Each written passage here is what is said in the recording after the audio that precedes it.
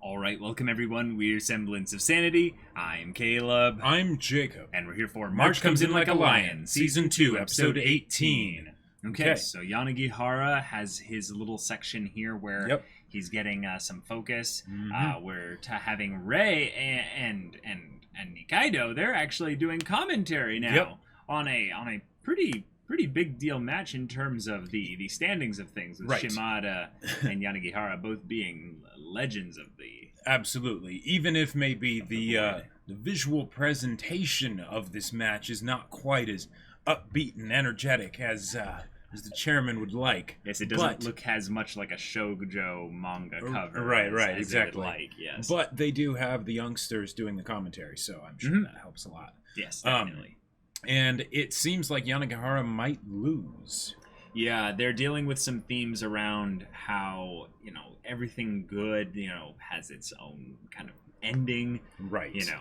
That the struggle to win, to prove himself, and to, not really to prove himself, but to keep going out there and stuff, it wears on you. It tires you out. And then everyone else out there talking about expectations and...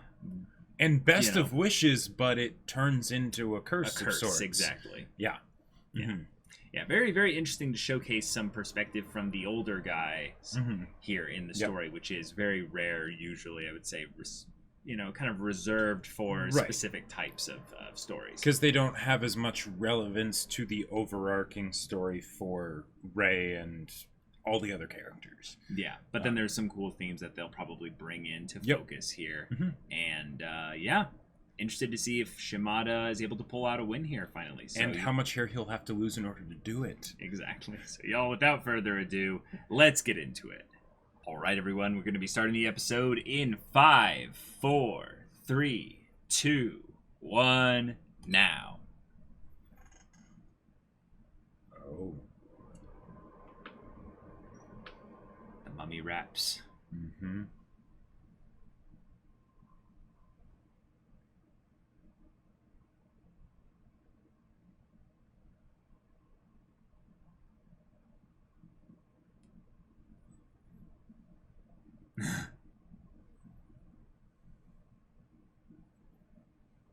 Time.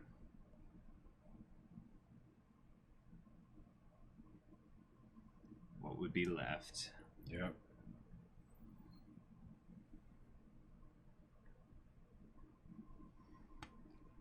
Oof.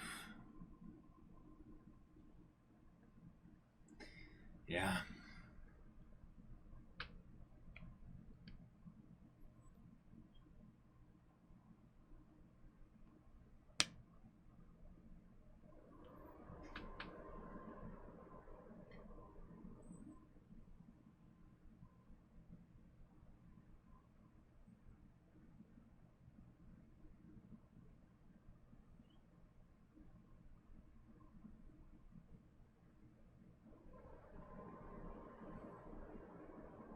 Burning, yeah. Yep. He's not burnt, he's burning still.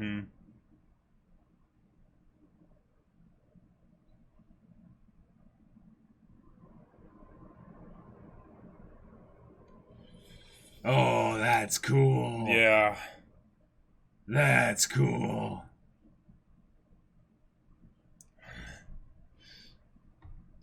Once more into the fray. Indeed. Wow. And now all the wholesomeness. Yep, all the forget the void and the inevitable passage of time that leads to your imminent death and foregoing your passion and all that. We've got all this wholesome stuff here. Youngsters going after their dreams. Blissfully unaware of their fleeting existences. Yep. It's always something I find to be rather interesting is how much of our lives we waste observing the past and the future. Oh, sure. And we can't even see the future really that well Just at all. Just thinking about it. Worrying about it. Yep. Yeah. Yeah. And how much of this show seems to be about characters basically living in the present and then the mechanisms by which they enjoy the present. You know, some people have cooking, some people have sports, some people have shogi, some people have, studying up for the perfect move or what have you. Some people have relationships. There's all these things that everyone finds as their bliss, you know, and they chase after it. Every time the cat jumps into Momo's arms, that's my favorite one of all of them. The physics of the weight displacement of Momo being like, like, you're actually pretty big, you know? Yeah. You fat cat. Yep. Burnt Field Part 3.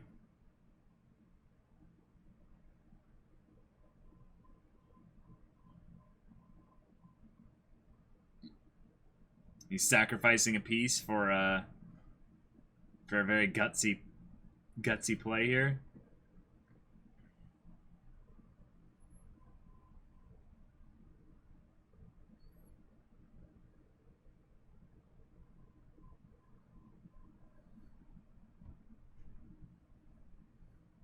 Ugh.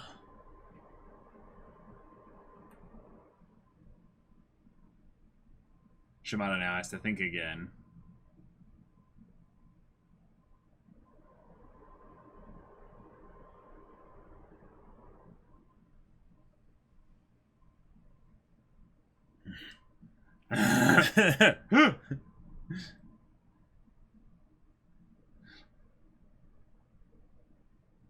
And why does he have to use such a cool move? Right.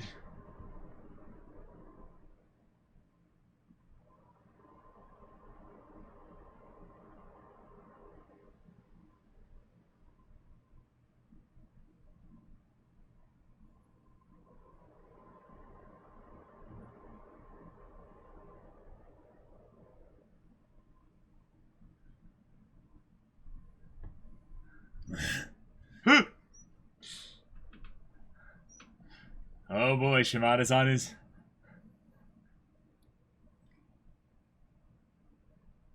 Bringing out the big one. Yeah, bringing out a big piece. Here we go.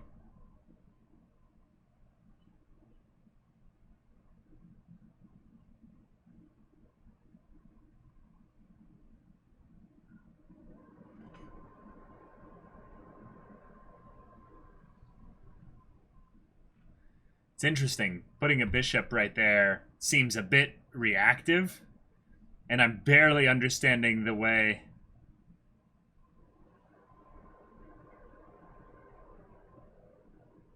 Right, but it's a two-pronged attack then, so...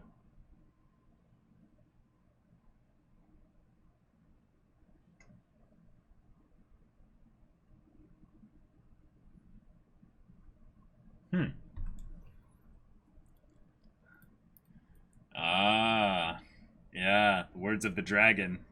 Oh no, that was Goto. Oh, that's right, yeah.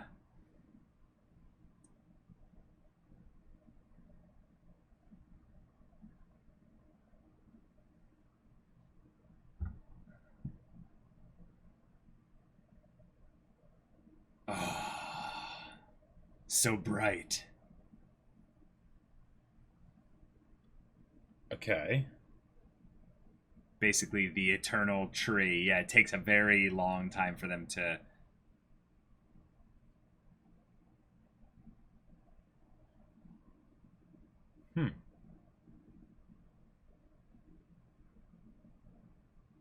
Oh.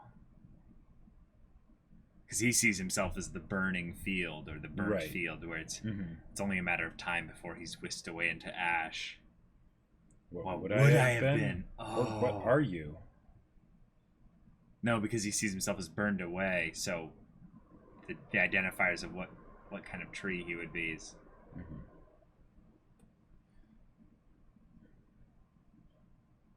Wow. Then that's the kind of tree you are.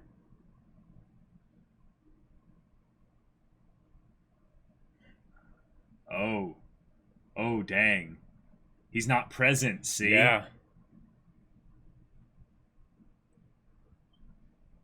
And as he goes back to the present, he acknowledges his own pain and his bodily, suffering.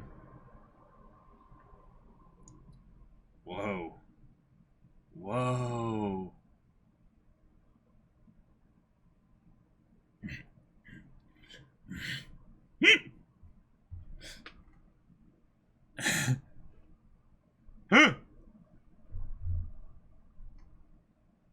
And Shimada looks like he's a little bit nervous, like he feels like he's on the ropes. And him making that noise is like psychologically like Shimada's like, oh no, did I make a mistake? Like,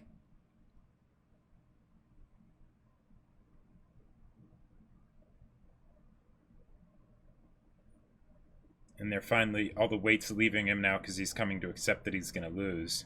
yeah, But will that allow him to actually enjoy it once again? maybe.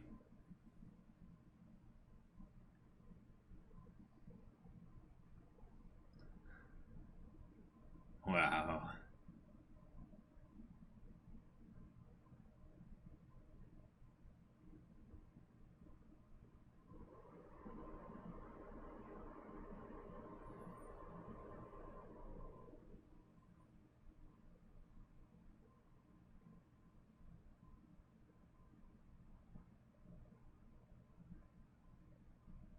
Oh.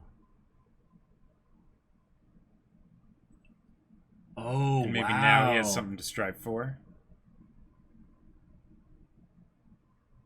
Oh, wow.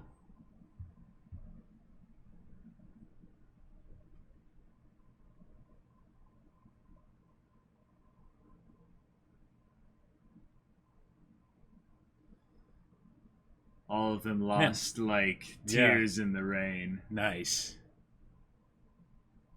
I've seen, you know, he's like going through all the people that he's left behind.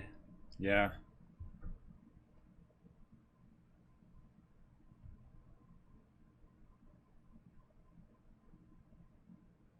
Now I'm really hoping that Saku wins.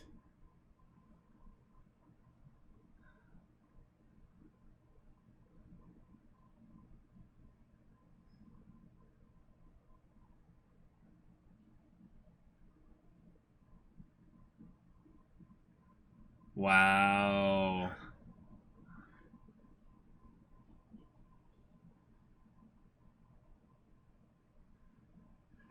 These visuals are wonderful. They're amazing, yeah.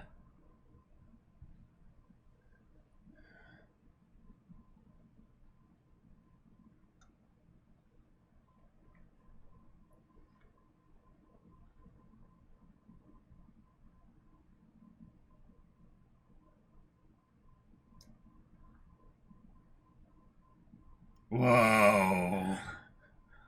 God, this is amazing. Yeah.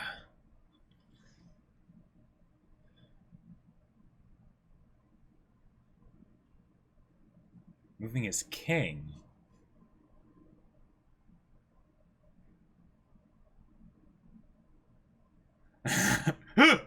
So cool. Yeah.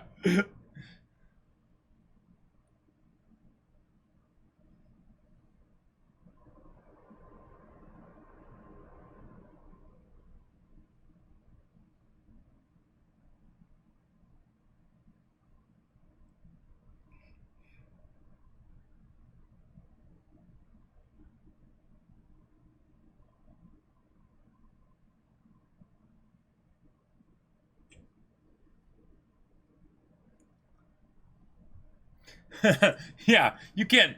Don't go making young moves like that. It'll give people the wrong idea. Ah, Cool. nice.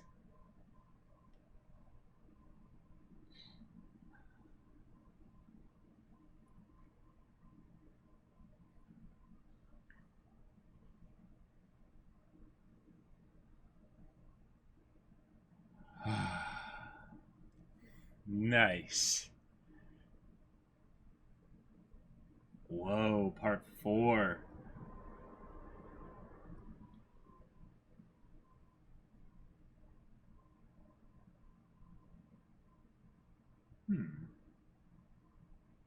Time skip? Seems like. Match is still ongoing? I'm not sure.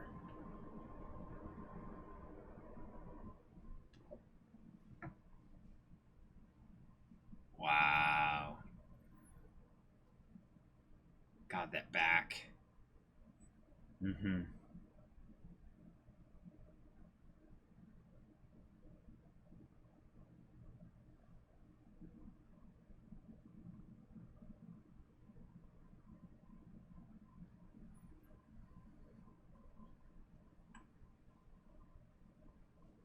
Whoa. Have you read an Unstoppable?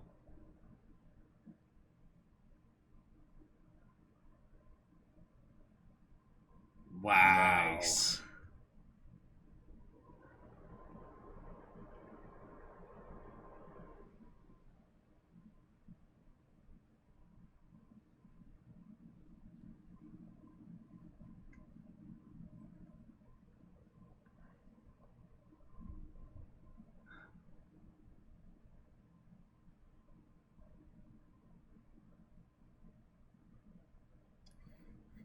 All right. Awesome.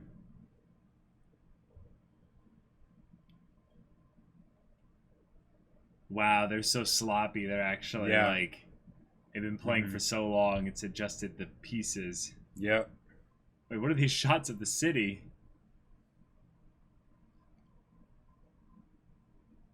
Just everyone going about their normal lives. Meanwhile, oh yeah, here and in this this just place. continues on and on. Uh-oh. I think Shimada won. Yep. He had like 3 times the pieces over there. I don't know. I mean,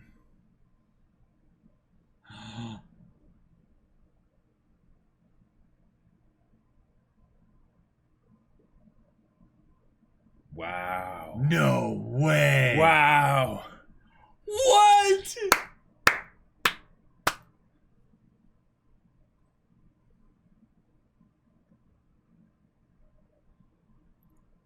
Okay.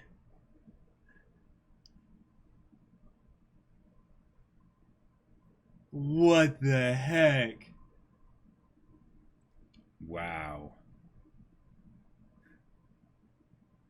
He won't be able to do that again, though. That took it all out.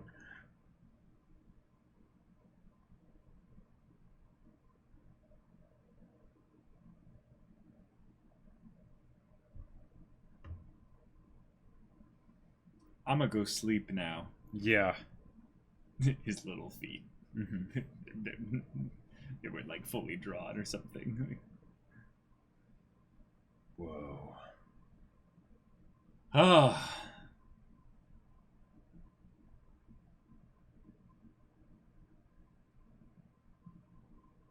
Shimada.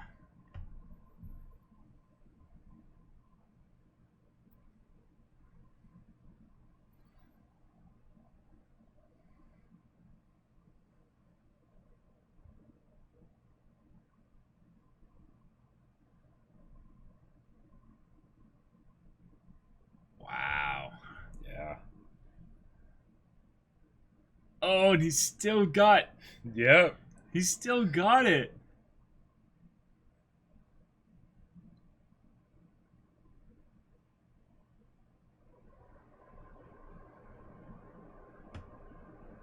The post-mortem. He doesn't have the energy for that. I love how they call it that, though. Mm-hmm.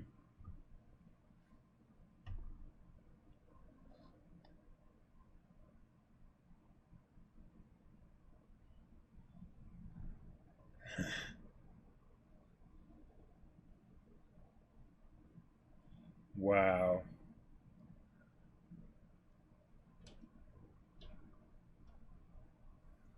Awesome. Yeah. Oh, that's so sweet.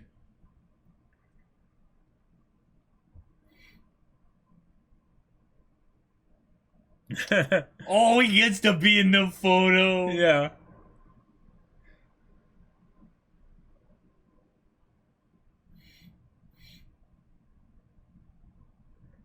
Oh.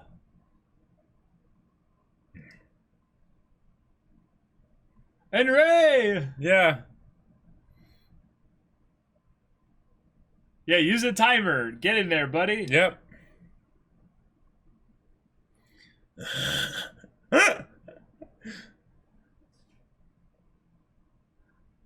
Ha! It's like, I'm gonna bring down the mood. Yeah. Ah! Yes! Yes! Oh! Right.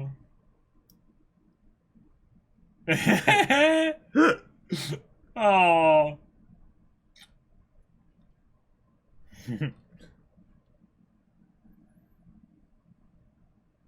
Oh.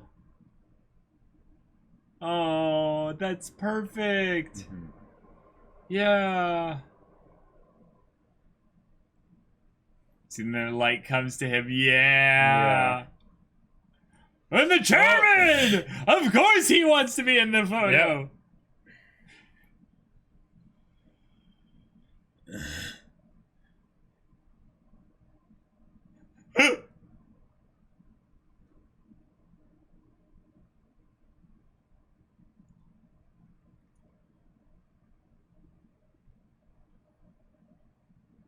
Ah! Ah! It worked. There you go.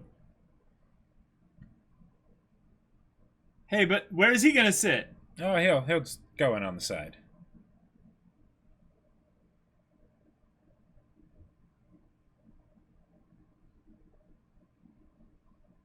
Wow.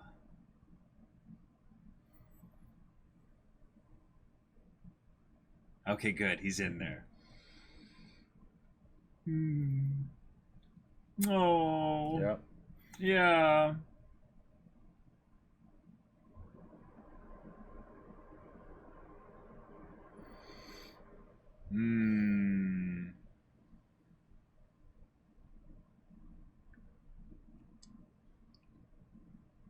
That's right. No.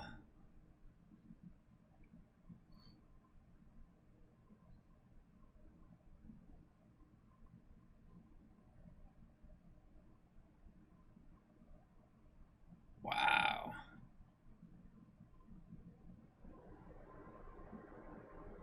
Oh. Wow. Dang.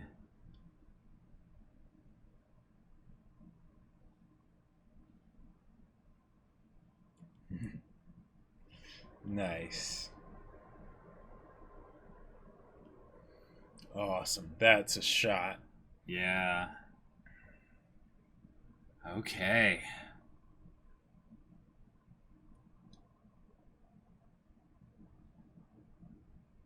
Cool. Ha! Ray, why are you not smiling? He's nervous. But he was literally like the most like sad like face.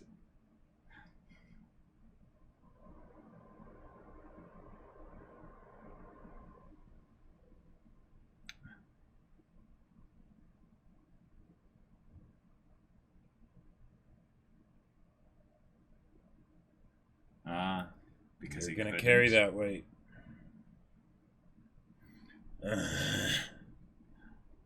Ah! Right, that's the realism of it. Yeah. You know, that for all that stuff, it's still rough.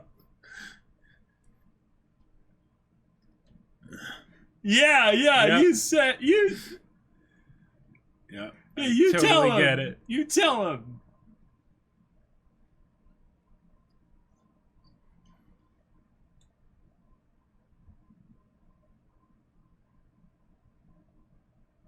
Yeah, maybe. But isn't that what you probably would have said about this year too? Yeah. Yeah.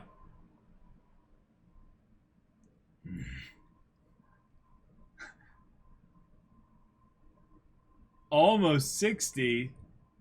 That's it?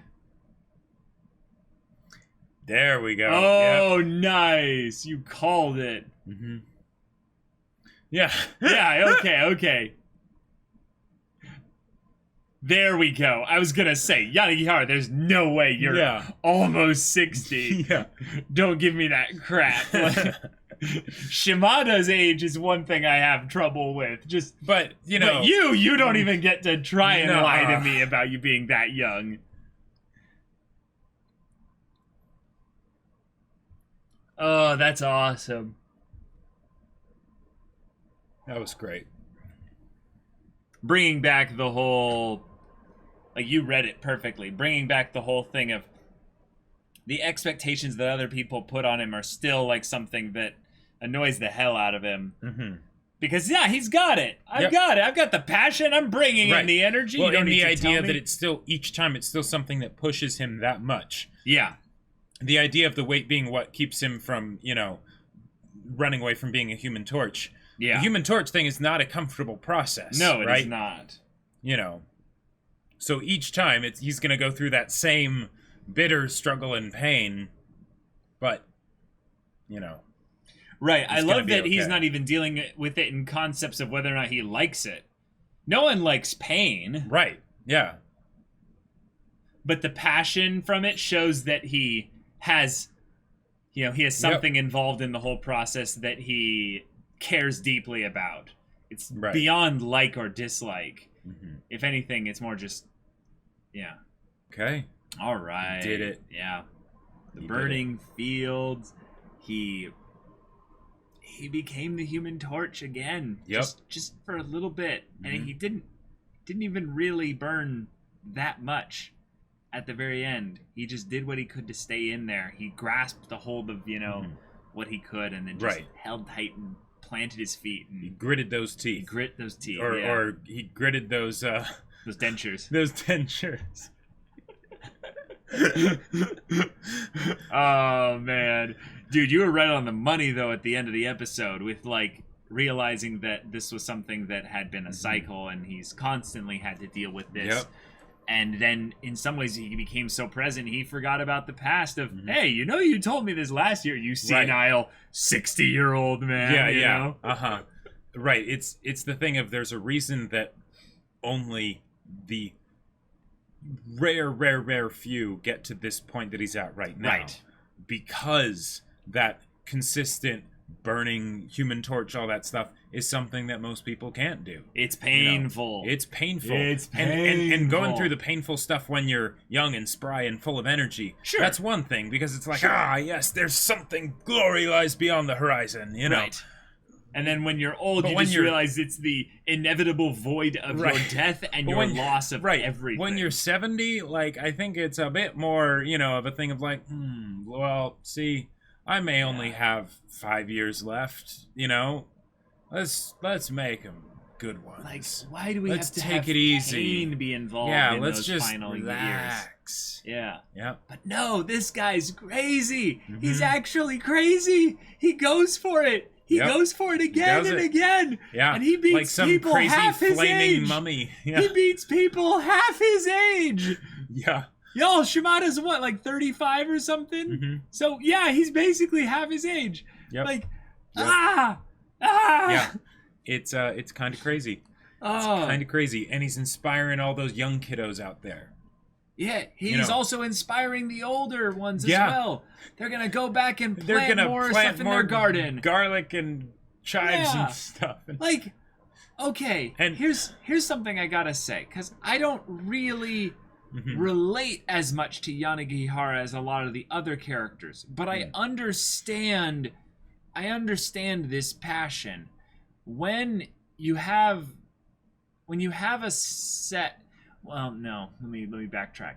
When you're in a position where you have a lot of people putting their expectation curses on you, and it's weighing you down a little bit, but you still find the strength to turn that weight into like a thing to keep like leaning you forward in the right direction. Like, okay, you're pushing me down, but I'm just going to lean forward so it ends up pushing me forward.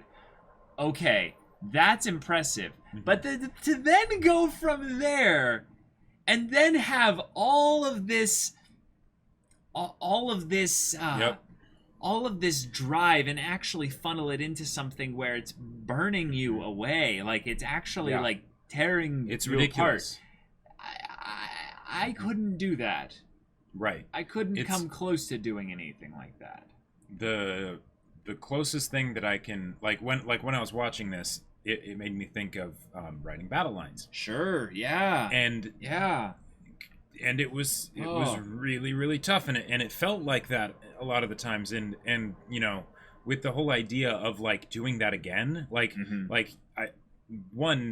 felt like that whenever I had to like do another pass through of edits, you know. Sure. But you know, so you've already kind of done it like 5 times, yeah. Kind of, but then the idea of going and starting the process all over again, it's like, oh my god, oh boy, I can't imagine. And then thinking about the people that do that as their vocation, you know, and like it's ridiculous. It's like right when I was growing up and going through history classes and stuff, and or whatever, not history classes as much, but like, and I would hear about like famous, you know, authors and stuff over history, and a lot of them seem to just like pop themselves when they were when they were around 30, you know, and it's like, why do they do that? Like, what is it about it, you know? And then it's like, oh no, I could definitely see something like that happening, where if your identity gets so wrapped up in this thing that once you realize it's going away, right, exactly, yeah, and you're like, I don't think I can keep doing this, right? I don't think I have the courage to keep doing this and to actually buckle down and go through this process again. But this is all I am, kind of a thing. It's like, yeah, that'd take you to some pretty dark places. Yeah, and the scary thing of having like that extrapolated out to, you know, all of us regular people who kind of have passions, but we don't really like go in hard on any of them. Right. There are things that we tie up our identity in. Oh yeah. And sometimes they fall apart. Yep. The things, not our identity. But if the things should. But if our identity is attached to the thing too much, it then ends up being identity a thing can where fall apart. We lose part of ourselves. Yep. An example of this is I've met a lot of people. Back in the day, I used to do this thing where I use my 2-bit basic cell phone I got for like $10 or whatever, because it had a voice recorder thing on it. And I would go around to people and ask them, hey, what would you tell yourself at my age, you know? And I think I was like 18 or something at the time. And old people in general, like older people, had some of the best advice, but some of the most depressing stuff came from the middle-aged crowd, like the midlife crisis kind of. Yeah, they were all in their midlife crises where they realized that they put too much of their identity maybe into a sport, for instance. I think there was one person that actually said this overtly, and other people kind of hinted at it, but this one I related to because I still liked Ultimate Frisbee a lot at the time. They were basically saying that, you know, because of an injury, because of, lack of motivation to push themselves towards doing this thing that ended up leading to an injury, they were no longer able to play the sport that they really wanted to play. And then they settled for a boring job and basically, in their opinion, a mediocre life. So they would basically take more risks and yet also like dedicate themselves holistically to that one thing. Sure. And in some ways, they basically were showing that they would rather have doubled down and lost it all again, than have half-assed it and basically like now live this mediocrity of like, well, wait, that injury was kind of my fault. Like, I could have avoided that if I trained better or if I did all these other things better. And, you know, because they were living in the past at that point, they were unable to dedicate themselves to any passions for the future. It makes me think of the whole part of from The Last Samurai where they're talking about Colonel Custard, and it's like, you know, it was a good death. It's like, no. It was stupid. He was a stupid idiot, Yeah. You know, but it's the whole idea of, like, if you have a thing, you know, completely, you know, breaks down after that point. But the idea of going after something, even if everyone else is telling you won't be able to do it, and then seeing for yourself, so that you can truly see, hey, you know, that way you're living the life that you're deciding to live, not letting other people decide for you. in this case, we have Yanagihara, who has all these people around him who he built connections through the experience of shogi. And while shogi was something that was important to all of them, he got a combination of the drive, the inner strength, the dedication, the focus, and a little bit of the luck to make sure that he stayed with it. Whereas a lot of other people stayed with it, but they lost their passion, or something in real life pulled them out of it, basically. Right. There was something that distracted them from their focus. Yeah. And I think that you brought up an interesting point in the discussion, or more in the middle of the reaction there, that, then he'll be able to like playing shogi again. Right. And I was like, oh, that's a good point, because in some ways, I don't think he likes playing shogi as much as he likes getting that feedback from those people that he really cares about out there. Yeah. And I think it might also be a negative thing also, where he doesn't want to let them down because of the expectation curses they've put on him and making them be realized. So it's like he's running away from the curses. Yeah. But he's also trying to attain that level of being the Human Torch again, of just, burning fully on fire with your passion, and kind of accepting that suffering that comes with it. And yet none of that seems really enjoyable, like in terms of the shogi, the actual playing of the shogi.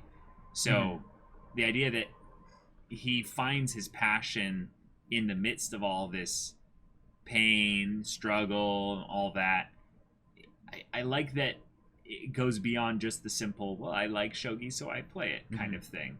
Because I think that's a lot of things that my passions end up being. I like this, so I end up dedicating a lot of energy to it. And then there are other things where it's like, no, something about this is just, it goes beyond just that simple like-dislike thing. And I don't know. I don't really have a fully rounded viewpoint on this with regards to how it correlates to the episode. But I felt something there when you brought that up. The idea that he might not even like the game of shogi as much anymore. Right, because that's one of the things that I've questioned a lot with writing, because the process is so hard. Yeah. How much do I like writing versus liking the stories that can come from writing? If that makes sense. Yeah. And that's a tough thing to think about, because because if it's just the outcome kind of a thing, then the process, that's something that I become more hesitant to do. The process is present. The outcome is out there. Yeah, exactly. It's not in the present. That's it's like the you can't eat the future, right? Like that's not something to keep you sustained in the moment, right? And that's and that day by day in the moment is where you end up getting to that future. So, yeah.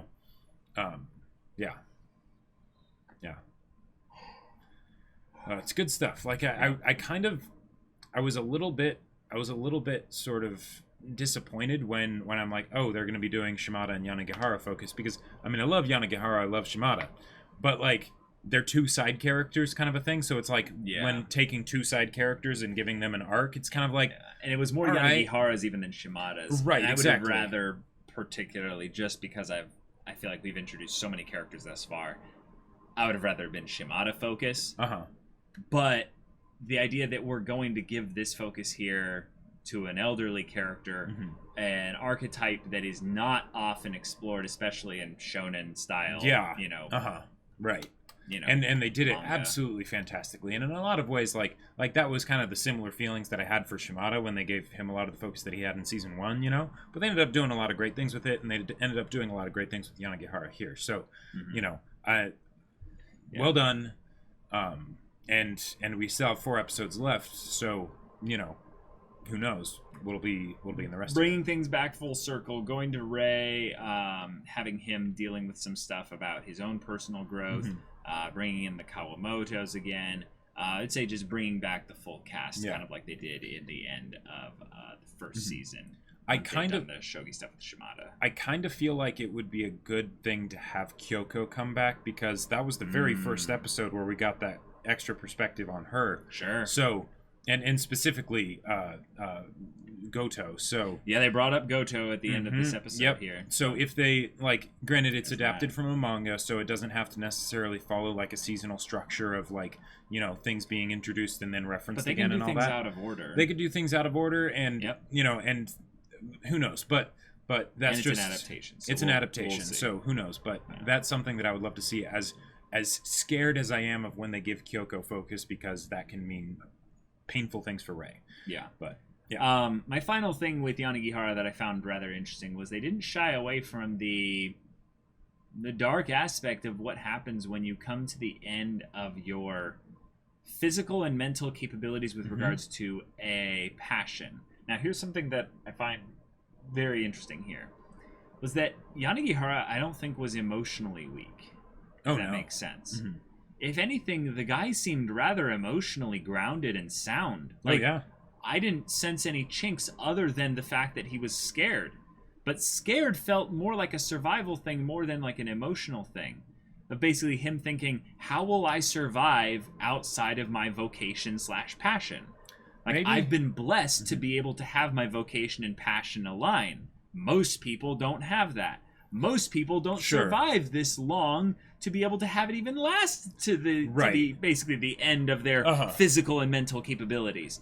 Right. Yeah. But his physical and mental capabilities were giving out. He was tapping into his reserves. He had tapped those reserves by the end of the whole match. But when it came down to it, what came back to him the fastest was his emotion.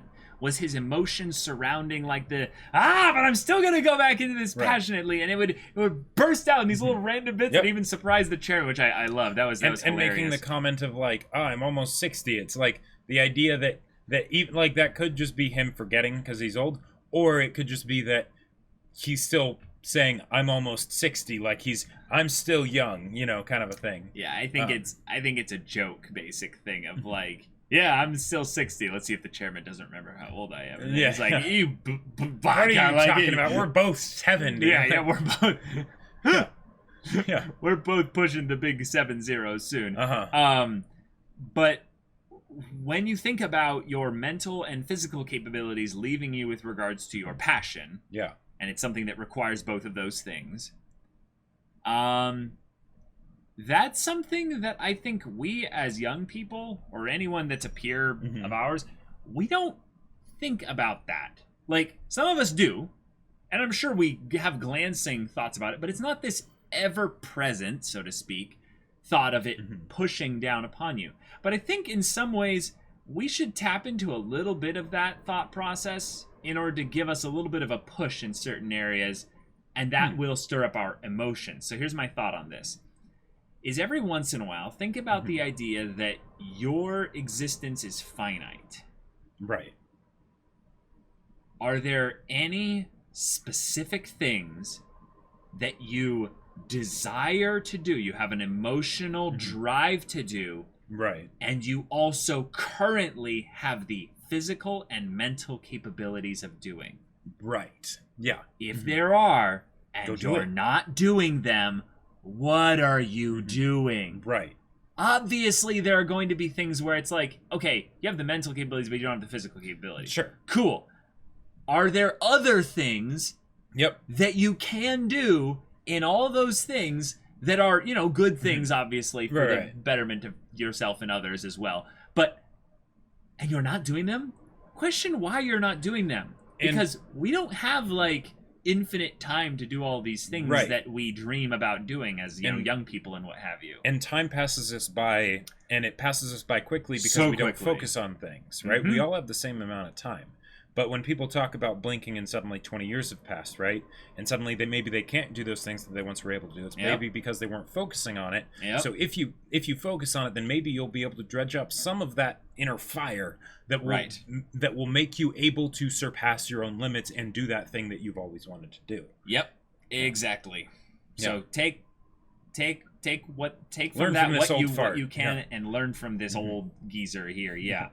Give Yanagihara a reason to be proud of your own passionate be the person ventures. Uncle Iroh knows you can be. Exactly. Exactly. So y'all, thank you so much for watching this episode's reaction and discussion. If you want to see the next episode's reaction and discussion right now, though, go check out the link in the description below for our Patreon. You can get on early access there, and any level of support gets you access to our Discord, where you can chat with us about these stories, about anime in general, about your passions, about whatever. And you can also talk with Jacob about his book. Yes. My sci-fi novel, Battle Lines, is still available for order on Amazon. The link is in the description below, so go check it out. Leave a review. It's a pretty fun book. Yeah, so if any of that interests you, we'll see you there. But until then, we're Semblance of Sanity. I'm Caleb. I'm Jacob. And we'll see you all next time.